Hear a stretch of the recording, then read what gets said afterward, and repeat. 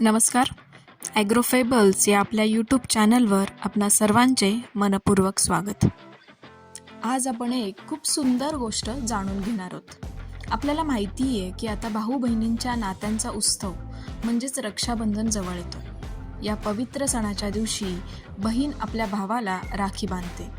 या राखीच्या निमित्तानं भाऊ आपल्या बहिणीचं रक्षण करण्याची प्रतिज्ञा घेतो. परंतु यावर्षी आपण रक्षाबंधन थोडं वेगळं आणि अर्थपूर्ण कसं करता येईल याबद्दल जाणून घेऊया. सध्या आपण सर्वच जण प्रदूषण, जंगलतोड आणि ग्लोबल वॉर्मिंगसारख्या समस्यांनी भेडसावून गेलोय. या परिस्थितीत आपल्यापैकी प्रत्येकानं काहीतरी सकारात्मक योगदान देणं गरजेचं आहे. चला तर मग यावर्षीचं रक्षाबंधन निसर्गासाठी करूया. अशी राखी जी फक्त निसर्गाच्याच नाही तर आपल्या सगळ्यांच्याच हिताची आहे. तर या खास संकल्पनेचं नाव आहे प्लांटेबल सीड राखी. होय, बरोबर ऐकलत तुम्ही. अशी राखी जी तुम्हाला निसर्गासोबत जोडून ठेवील. या राखीमध्ये बिया असतात ज्या तुम्ही रक्षाबंधनानंतर मातीमध्ये पेरू शकता आणि या राखीच्या रूपानं एक सुंदर रोपटं तुम्हाला मिळेल.